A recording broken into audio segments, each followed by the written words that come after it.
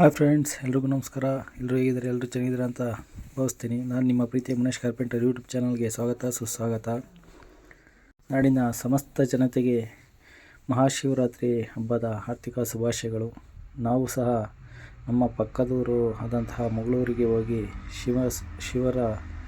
ಶಿವಸ್ವಾಮಿಯ ದರ್ಶನ ಸಹ ಮಾಡಿದ್ವು.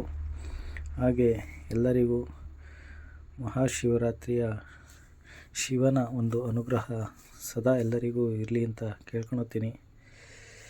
ತುಂಬ ಗ್ರ್ಯಾಂಡಾಗಿ ಹಾಗೆ ತುಂಬ ಚೆನ್ನಾಗಿ ಅಲಂಕಾರನೂ ಮಾಡಿದರು ದೇವರಿಗೆ. ನೋಡ್ತಿರ್ಬೋದು, ಹೆಣ್ಮಕ್ಳುಗಳೆಲ್ಲ ಕಾಯುಗಳಲ್ಲಿ ದೀಪ ಹಚ್ಕೊಂಡು ಸ್ವಾಮಿಗೆ ಪೂಜೆ ಮಾಡ್ತಿದ್ದಾರೆ. ಬನ್ನಿ ನೋಡೋಣ ಪೂಜೆನ.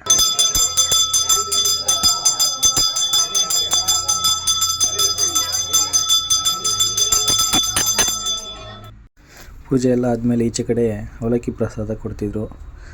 ನಾವು ನಮ್ಮ ಕುಟುಂಬದವರೆಲ್ಲ ಅವಲಕ್ಕಿ ಪ್ರಸಾದ ಇಸ್ಕೊಂಡು ಪ್ರಸಾದ ಸೇವನೆ ಮಾಡಿದ್ವು. ನನ್ನ ಮಗ ಅವಲಕ್ಕಿನ ತಿಂದ್ಬಿಟ್ಟು ಬಾಯಲ್ಲಿ ಹಂಗೆ ಬಿಟ್ಕೊಂಡಾನೆ. ಸ್ವಲ್ಪ ತೀಟೆ ಅವನಿಗೆ. ಒಂದು ಸ್ವಲ್ಪ ಚಳಿ ಇರೋದ್ರಿಂದ ತುಂಬ ಇದು ಮಾಡ್ತಿದ್ದ. ಹಾಗೆ ಇಲ್ಲಿ ಶಿವನ ದೇವಸ್ಥಾನದ ಪಕ್ಕ ಶನೇಶ್ವರ ಸ್ವಾಮಿ ದೇವಸ್ಥಾನ ಸಹ ಇತ್ತು. ಇಲ್ಲೂ ಸಹ ಮಹಾಶಿವರಾತ್ರಿ ಹಬ್ಬದ ಪ್ರಯುಕ್ತ ಇಲ್ಲೂ ಸಹ ಪೂಜೆ ಮಾಡುತ್ತಿದ್ದರು. ತುಂಬ ಚೆನ್ನಾಗಿ ದೇವರಿಗೆಲ್ಲ ಅಲಂಕಾರ ಮಾಡಿ ಒಂದು ಪೂಜೆ ಕಾರ್ಯಗಳನ್ನೆಲ್ಲ ಚೆನ್ನಾಗಿ ಮಾಡ್ತಿದ್ರು. ಇಲ್ಲಿ ಈ ದೇವಸ್ಥಾನಕ್ಕೂ ಬಂದು ನಾವು ಪೂಜೆ ಮಾಡಿಸ್ಕೊಂಡು ಹೊರಟ್ವು. ಪೂಜೆ ಮಾಡಿಸ್ಕೊಂಡು ನೋಡ್ತಿರ್ಬೋದು, ಈಗ ಮಂಗಳಾರತಿ ಸ್ಟಾರ್ಟ್ ಆಗ್ತಿದೆ. ನೋಡೋಣ ಬನ್ನಿ.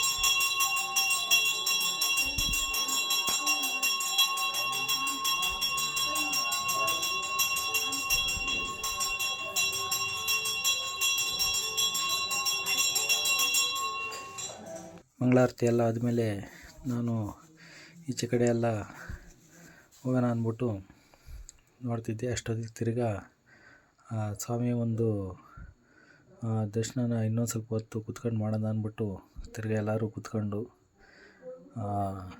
ತುಂಬ ಚೆನ್ನಾಗಿ ಸ್ವಾಮಿಯ ಒಂದು ದರ್ಶನ ಸಿಕ್ತು. ಎಲ್ಲರಿಗೂ